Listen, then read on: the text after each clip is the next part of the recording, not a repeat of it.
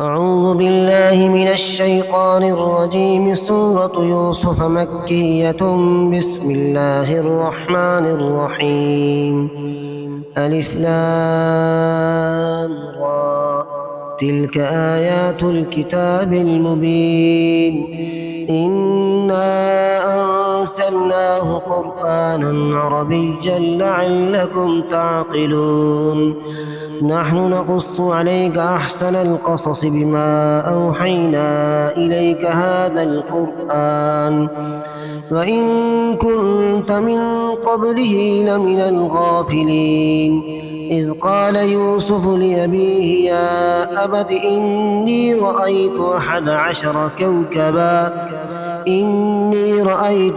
عشر كوكبا والشمس والقمر رأيتهم لي ساجدين.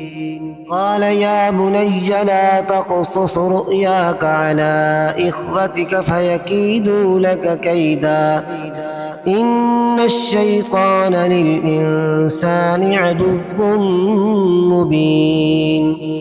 وكذلك يجتبيك ربك فيعلمك من تأويل الأحاديث ويتم نعمته عليك وعلى آل يعقوب كما أتمها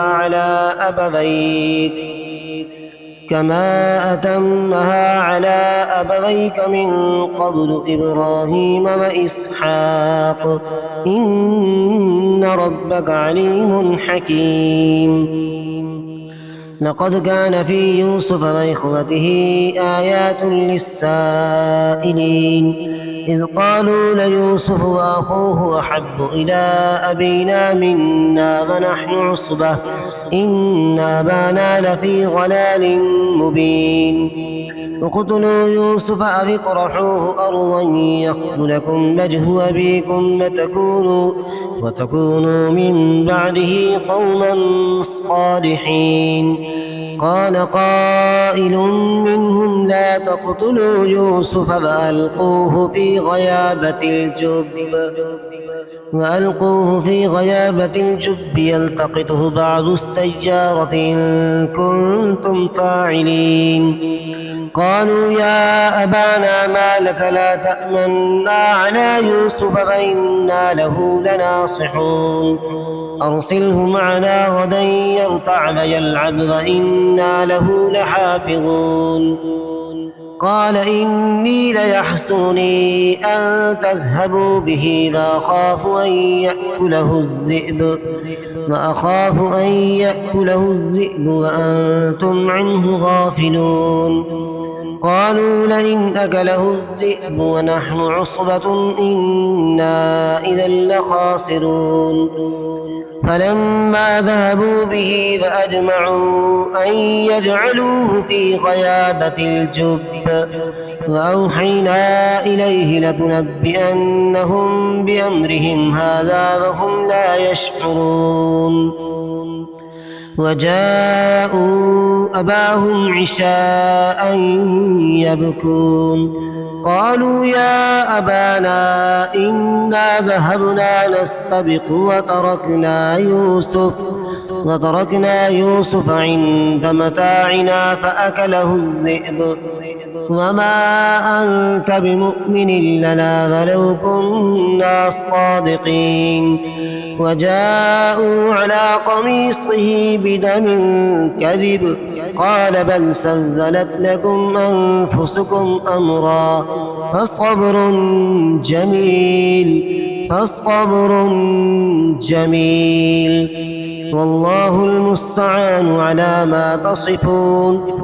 وجاءت سيارة فأرسلوا واردهم فأدلى دلوه قال يا بشرى هذا غلام وأسروه بضاعة والله عليم بما يعملون. وشروه بثمن بخس دراهم معدودة وكانوا فيه من الزاهدين. وقال الذي اشتراه من مصر لامرأته أكرمي مثواه عسى أن ينفعنا أو نتخذه ولدا وكذلك مكنا ليوسف في الأرض ولنعلمه من تأويل الأحاديث والله غالب على أمره ولكن أكثر الناس لا يعلمون. ولما بلغ أشده آتيناه حكما وعلما وكذلك نجزي المحسنين. وراودته التي هو في بيتها عن نفسه وغلقت الأبواب وقالت هيت لك. قال معاذ الله إنه ربي أحسن مثواي إنه لا يفلح الظالمون. ولقد همت به وهم بها لولا أن رأى برهان ربه كذلك لنصرف عنه السوء والفحشاء إنه من عبادنا المخلصين. واستبق الباب وقدت قميصه من دبر وألف يا سيدها لدى الباب. قالت ما جزاء من أراد بأهلك سوءا إلا أن يسجن أو عذاب أليم. قال هي راودتني عن نفسي وشهد شاهد من أهلها إن كان قميصه قد من قبل فصدقت فهو من الكاذبين وإن كان قميصه قد من دبر فكذبت فهو من الصادقين.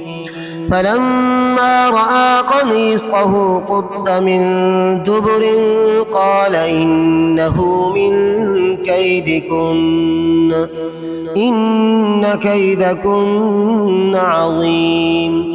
يوسف أعرض عن هذا واستغفري لذنبك إنك كنت من الخاطئين.